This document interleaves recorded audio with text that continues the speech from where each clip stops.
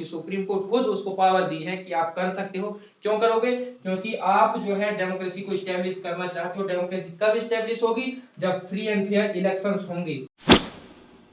Enjoy करना अपने preparation को, लास्ट तक देखना इस वीडियो को। हम शुरू किए हैं 11th का जो बुक है कॉन्स्टिट्यूशन नेटवर्क, उसका चैप्टर 3 है, उसका पार्ट 2 है। पार्ट 1 आप पार्ट 2 में सीधे जंप किए हो तो पार्ट 1 पहले देख के आइए, तब ये पार्ट 2 जो है वो समझ में आएगा। हमने पार्ट 1 में डिस्कस किया था कि जो इलेक्शन है, इलेक्शन क्यों जरूरी है। ठीक, जब इलेक्शंस होते हैं तो इलेक्शंस क्यों जरूरी है, और मेथड्स ऑफ इलेक्शन डिस्कस किया था।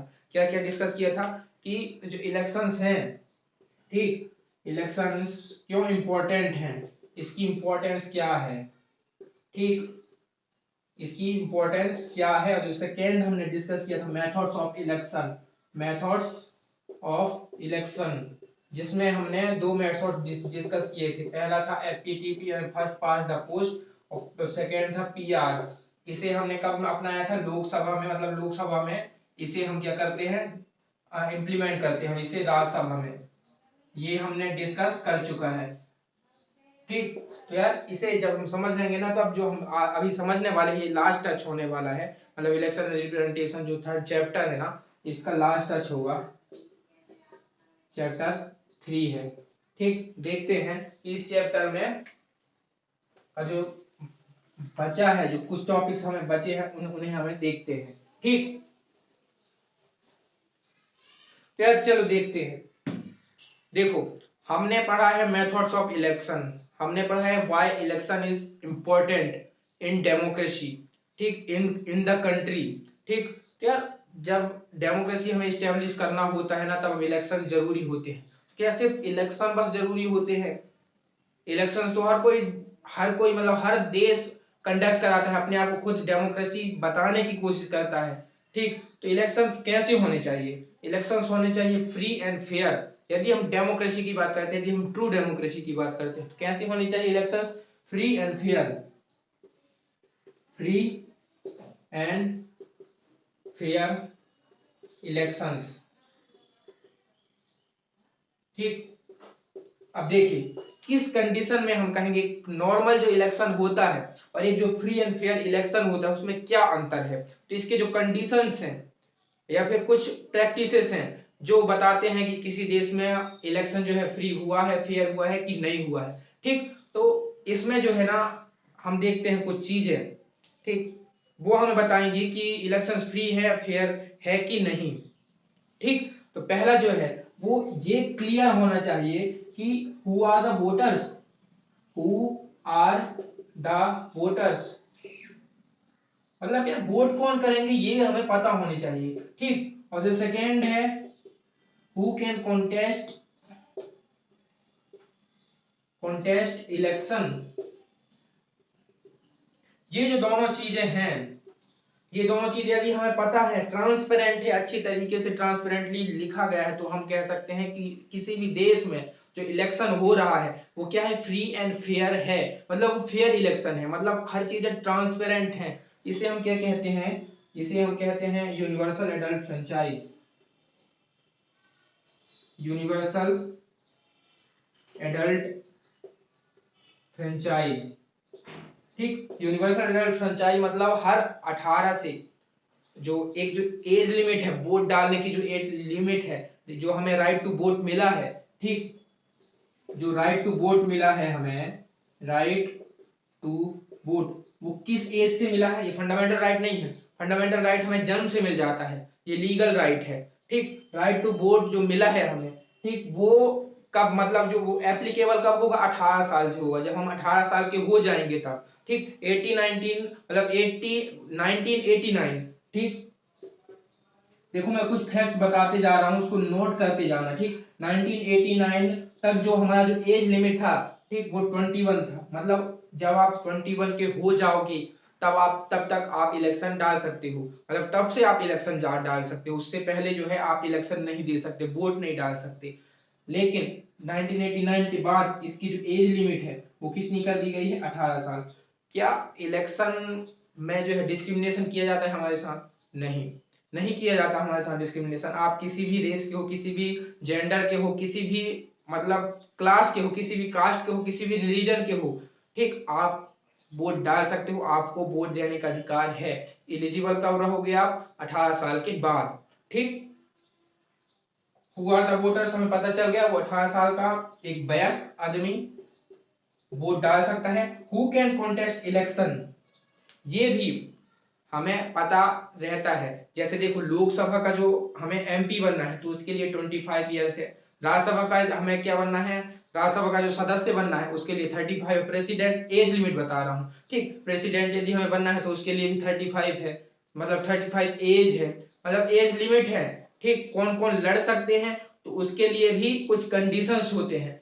जैसे प्राइम मिनिस्टर के लिए देखिए, प्राइम मिनिस्टर यदि आपको बनना है, ठीक, प्राइम मिनिस्टर यदि आपको बनना है, यदि तो आपका जो वो है कुछ कंडीशंस वो कौन कौन से हैं, ठीक, कंडीशंस कौन कौन से हैं, जैसे एक एग्जांपल लेके चल रहे हैं, ठीक, हम एक एग्जांपल की के तौर पे मैं बता रहा हूं। यदि प्राइम मिनिस्टर आपको बनना है तो आपको क्या क्या चीजें मतलब जरूरी है।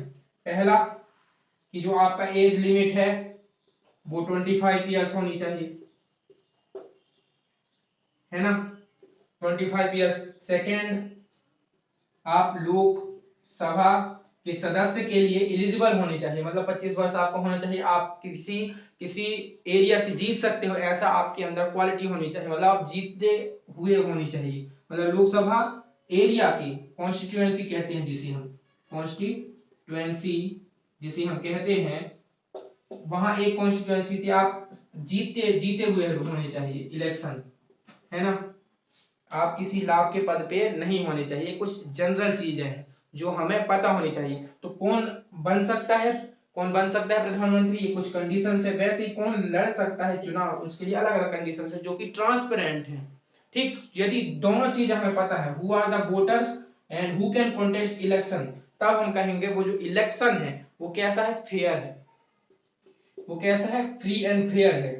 ठीक, मतलब आपको कोई पैसे नहीं मिल रहे हैं, आप पैसे नहीं दे रहे हैं इलेक्शन लड़ने के लिए या वोट डालने के लिए, मतलब फ्री है। फेयर कब है, जब पता रहे किसी डेमोक्रेसी में कहीं भी कि हु आर द वोटर्स और हु कैन कॉन्टेस्ट इलेक्शन, तब हम कहेंगे कि वो जिस देश में इलेक्शन हो रहा है वो क्या है, फ्री है और फेयर इलेक्शन है। ठीक, अब देखिए, ये फ्री और जो फेयर इलेक्शन हो रहे हैं, फ्री फेयर इलेक्शन जब होते हैं तब ये ऐसे ही हो जाते हैं। इनके लिए क्या चाहिए, मतलब कौन करवाता है free and fair election India में? हम्म, कौन करवाता है free and fair election? Election commission. कौन कराता है?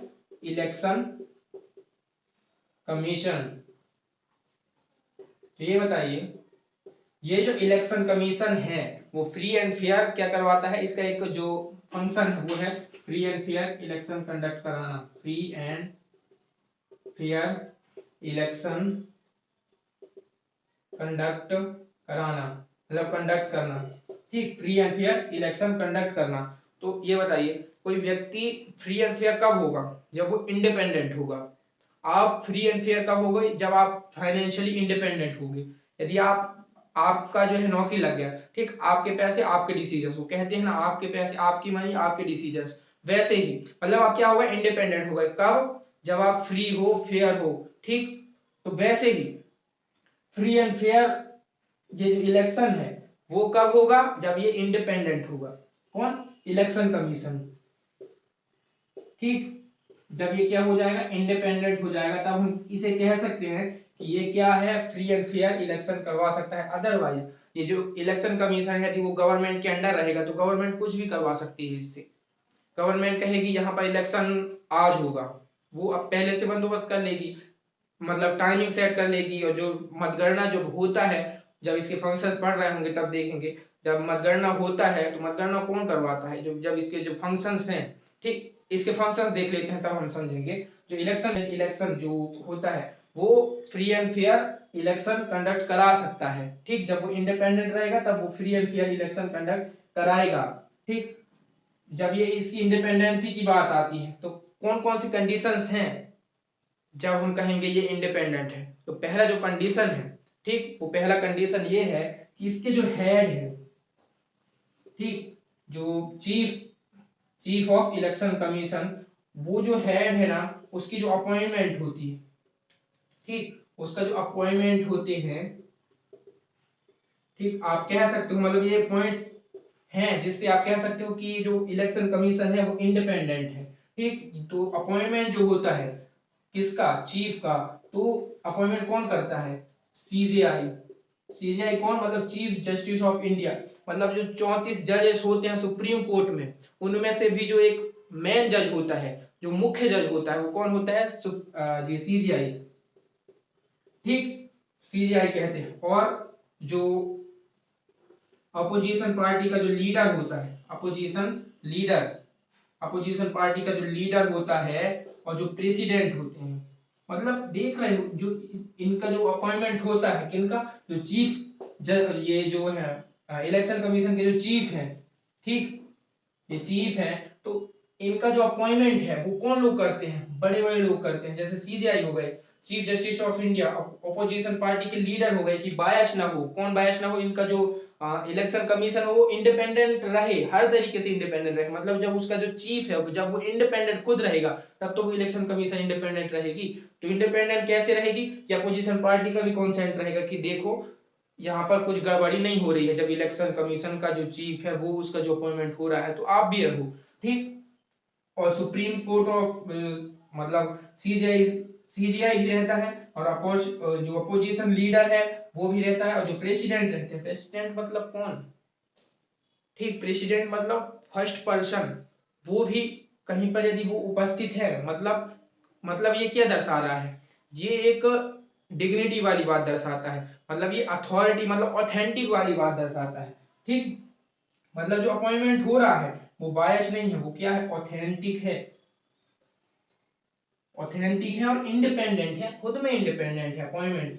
ठीक, और जो चीफ, ये जो इसका जो चीफ होते हैं, ठीक, इसके जो चीफ होते हैं, तो इनका जो टेन्योर है, इनका जो कार्यकाल है वो किसके द्वारा फिक्स होता है, एससी। एससी कौन, मतलब सुप्रीम कोर्ट, सुप्रीम कोर्ट के थ्रू इनका, सुप्रीम कोर्ट ही इनके जो टेन्योर होते हैं, जो कार्यकाल होते हैं, उनको फिक्स करते हैं, गवर्नमेंट का रोल नहीं होता। गवर्नमेंट का रोल यदि इलेक्शन कमीशन के जो चीफ है उनके अपॉइंटमेंट में या फिर उनके टेन्योर में यदि होने लगे तो हम नहीं कहेंगे वो इंडिपेंडेंट है। ठीक, मतलब इंडिपेंडेंट होने का क्या मतलब है, जो चीफ है, किसकी, इलेक्शन कमीशन के जो चीफ है, इनके जो अपॉइंटमेंट है वो किनके थ्रू हो रहे हैं, सुप्रीम कोर्ट। सुप्रीम कोर्ट मतलब जो सबसे क्या है, सबसे ताकतवर है, ये कॉन्स्टिट्यूशन का रक्षक है, ये खुद हवाई रक्षा कर रहा है कॉन्स्टिट्यूशन के थ्रू। तो ये क्या करता है, अपॉइंट करता है, इंडिपेंडेंट बनाता है उनको, और अपोजिशन के लीडर को ही बोलता है कि आप ये देखिए। ठीक, और प्रेसिडेंट को ही बुलाता है, मतलब 3 तरीके से इनके अपॉइंटमेंट होते हैं। ये जो चीफ होते हैं, इनके जो चीफ होते हैं, इनके जो टेन्योर मतलब कार्यकाल जो होता है, ठीक, ये जो कार्यकाल होता है इन्हें कौन फिक्स करता है, सुप्रीम कोर्ट के जज। सुप्रीम कोर्ट के जज क्या करते हैं, मतलब फिक्स करते हैं इनके कार्यकाल को। यदि हम बात करें, ठीक, मतलब 2 पॉइंट, कौन कौन से पॉइंट, इनके जो टेन्योर है, ये पहला पॉइंट हुआ अपॉइंटमेंट, और सेकेंड हुआ टेन्योर, है ना। मतलब इसी तरीके से देखो, सुप्रीम कोर्ट भी क्या है, एक इंडिपेंडेंट ऑर्गन है। ठीक, सुप्रीम कोर्ट भी क्या है, इंडिपेंडेंट ऑर्गन है। तो कैसे सिद्ध करोगे, अपॉइंटमेंट देखो, जो चीफ जस्टिस ऑफ जो इंडिया है उनके अपॉइंटमेंट कैसे होते हैं, प्राइम मिनिस्टर, मतलब उनके जो अपॉइंटमेंट होते हैं ना, और उनके जो सैलरी होते हैं उन पर गवर्नमेंट क्या नहीं कर सकती, गवर्नमेंट का कंट्रोल नहीं होता। उनके जो सैलरी होते हैं, उनके जो कार्यकाल होते हैं, उनका जो अपॉइंटमेंट होता है, उनमें गवर्नमेंट का कोई रोल नहीं होता। गवर्नमेंट का रोल यदि इन कमीशन या फिर किसी भी कमीशन या फिर किसी भी कोई भी चीज में यदि हो रहा है तो वो इंडिपेंडेंट नहीं है। इंडिपेंडेंट होने का मतलब गवर्नमेंट का जो रोल है वो शून्य के बराबर है, वरना ना के बराबर है। ठीक, तब हम उसे क्या कहेंगे, इंडिपेंडेंट कहेंगे। मतलब इलेक्शन कमीशन क्या है, इंडिपेंडेंट है, तभी तो वो free and fair election conduct करा पा रहा है, अदरवाइज वो नहीं करा पाता, गवर्नमेंट के ऑर्डर्स उसको मानने पड़ते। ठीक, देखो फंक्शन से और अच्छा समझ में आएगा कि इंडिपेंडेंट कैसे है, इसके फंक्शन देखते हैं। इलेक्शन कमीशन के जो फंक्शंस है ना उसे अच्छा से समझते हैं।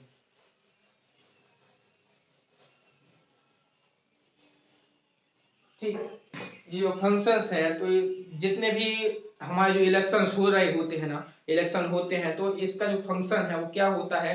पहला जो है वोटर लिस्ट, ठीक, वोटर लिस्ट में नाम जोड़ना से लेकर, वोटर लिस्ट नाम जोड़ना से लेकर काउंटिंग करना तक, काउंटिंग एंड अनाउंसिंग रिजल्ट के बीच जितनी भी सारी प्रक्रिया होती है वो सब इलेक्शन कमीशन कंडक्ट करता है। ठीक, यदि वोटर लिस्ट में नाम जुड़वाना हो आपको, यदि आप चुनाव लड़ रहे हो, ठीक, आपको नॉमिनेशन डेट फिक्स करना हो, तो कौन करेगा, इलेक्शन कमीशन करेगा। ठीक, काउंटिंग करना है तो कौन करेगा, इलेक्शन कमीशन करेगा। कितने केंद्र रखने हैं इलेक्शन के, कौन करेगा, इलेक्शन कमीशन करेगा। किस एरिया में कितने केंद्र रखने हैं, कौन करेगा, इलेक्शन कमीशन करेगा। कब करवाना है चुनाव, कौन करेगा, इलेक्शन कमीशन। हर चीज है इलेक्शन कमीशन खुद इंडिपेंडेंटली करेगा। कुछ फीचर्स हैं इलेक्शन कमीशन के।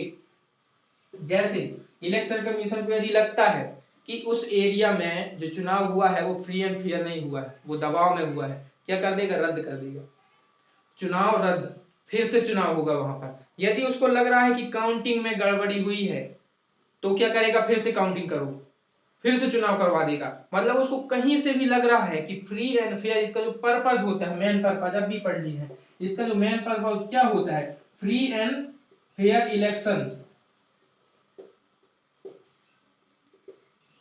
Free and fair election. ठीक, कौन करवा, ये फ्री एंड फेयर इलेक्शन, इसको शक्ति कहां से मिली होती है, सुप्रीम कोर्ट से, सुप्रीम कोर्ट से मिली होती है। सुप्रीम कोर्ट किसका प्रोटेक्टर है, कॉन्स्टिट्यूशन का।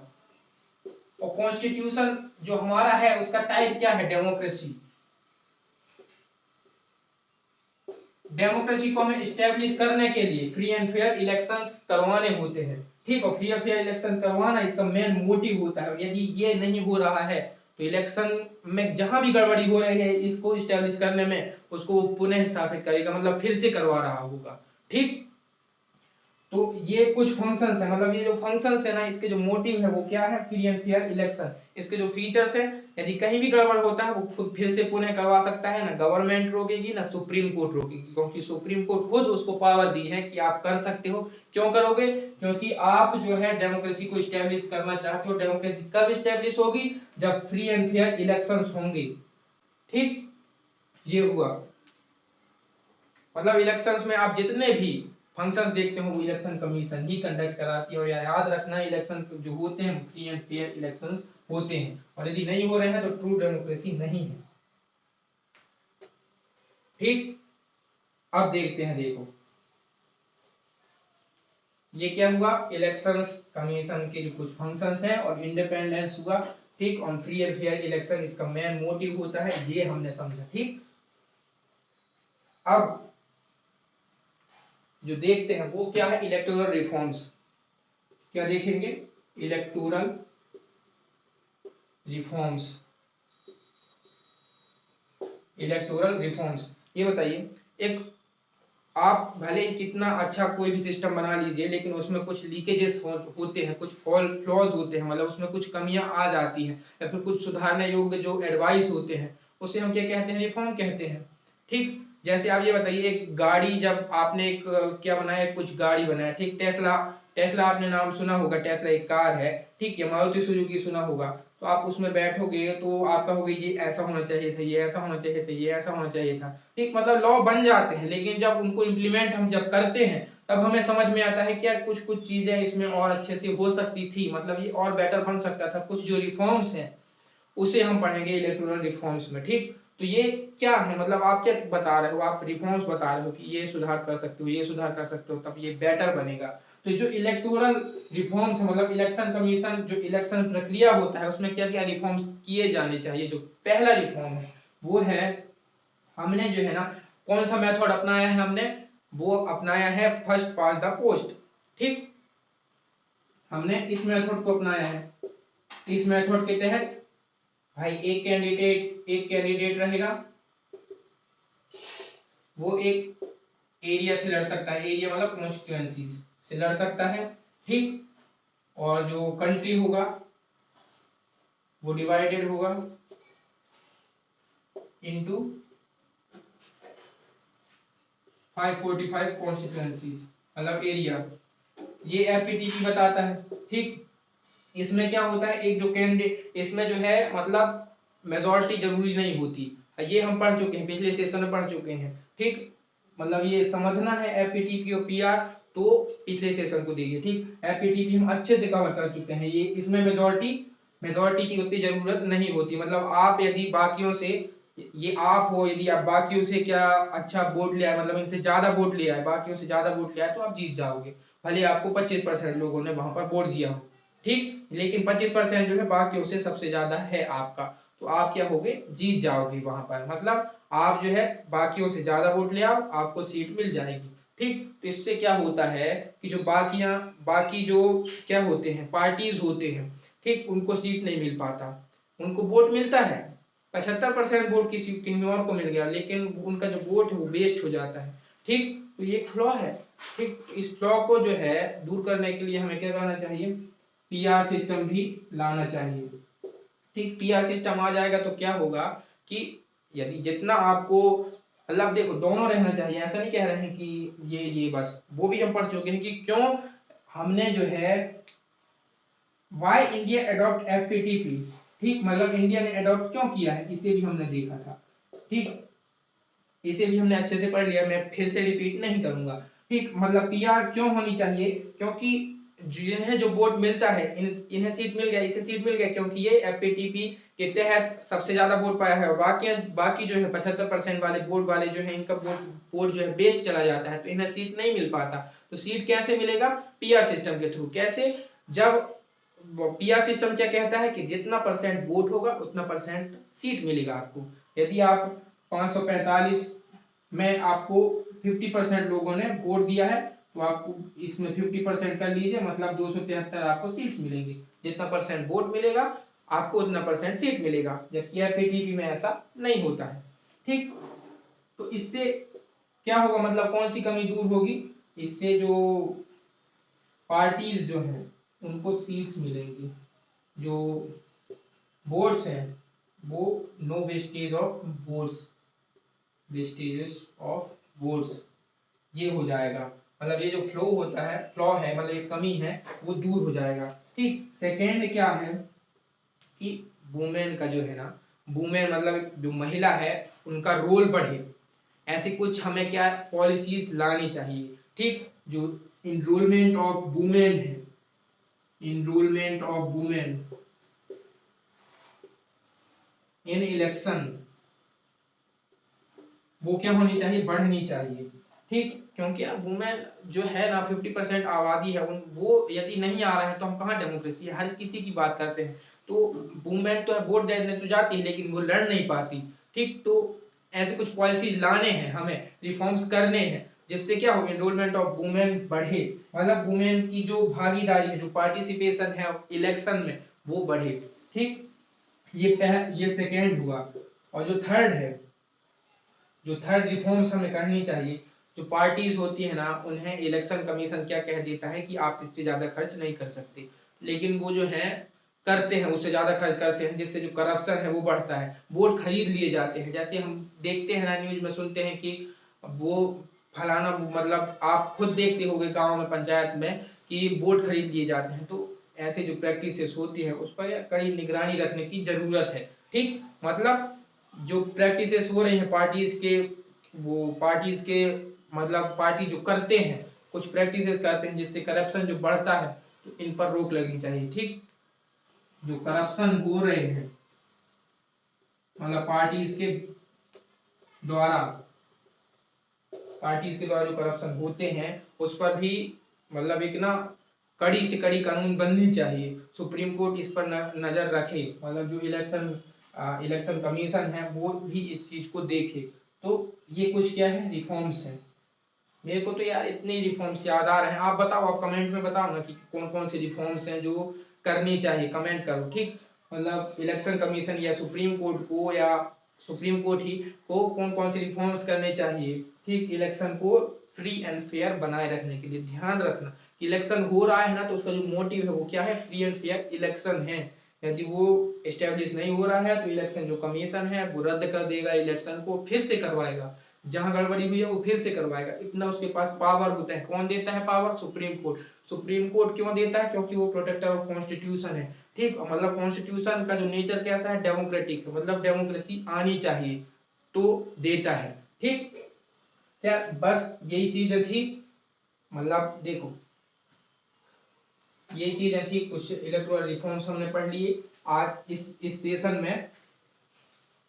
इलेक्टोरल रिफॉर्म्स कुछ पढ़ लिए, इंडिपेंडेंट इलेक्शन क्यों जरूरी है वो चीजें हमने देख ली, और फ्री एंड फेयर इलेक्शंस क्यों जरूरी है? क्योंकि डेमोक्रेसी को इस्टेब्लिश करना है, ठीक। डेमोक्रेसी को इस्टेब्लिश करना हमारा जो मेन मकसद है वो है। मतदान का क्यों मेन मकसद क्या है? मतदान का जो मेन मकसद है वो है पार्टिसिपेशन ऑफ पीपल, ठीक। पार्टिसिपेशन ऑफ पीपल, और पार्टिसिपेशन ऑफ पीपल मतलब डेमोक्रेसी, डेमोक्रेसी, ठीक। यार आज बस ये जो चैप्टर 3 था वो यहीं पर समाप्त होता है। चैप्टर 3 जो है इलेक्शन रिप्रेजेंटेशन है, ठीक। इसको यहीं पर अपन ये जो है समाप्त होता है, ठीक। पहला जो चैप्टर था कॉन्स्टिट्यूशन व्हाई एंड हाउ हमने पढ़ लिया है, rights in the Indian constitution. Second chapter है उसको भी पढ़ लिया, जो थर्ड चैप्टर है उसको भी समाप्त हम कर चुके हैं, ठीक। इसका जो फर्स्ट पार्ट है वो यार उसमें गजब का हमने समझा है कि एपीटीपी क्या होता है, पीआर क्या होता है, ठीक। और इलेक्शंस क्यों जरूरी होते हैं, इलेक्शन और डेमोक्रेसी में क्या जो है संबंध है, जो रिलेशन है वो क्यों जरूरी है, उसको हम अच्छे से देख चुके हैं, ठीक। तो बस यदि आपको ये सेशंस पसंद आ रहे हैं तो यार आप इसको लाइक करो, शेयर करो, और इस चैनल को सब्सक्राइब करो, और शेयर उसको करो जो यूपीएससी की प्रिपरेशन कर रहे हैं, सीएससी की प्रिपरेशन कर रहे हैं, पीसीएस स्टेट बोर्ड की प्रिपरेशन कर रहे हैं, किसी गवर्नमेंट एग्जाम की प्रिपरेशन कर रहे हैं, या फिर पॉलिटिकल साइंस किसी को पसंद है, या फिर यार ये जनरल चीजें हैं, यदि आप इंफॉर्मेशन फैला रहे हो, यदि आप नॉलेज फैला रहे हो तो यार अच्छा है, ठीक। मतलब शेयर करो, सब्सक्राइब करो। तब तक के लिए यार जय हिंद, वंदे मातरम। धन्यवाद यार देखने के लिए। Thank you very much.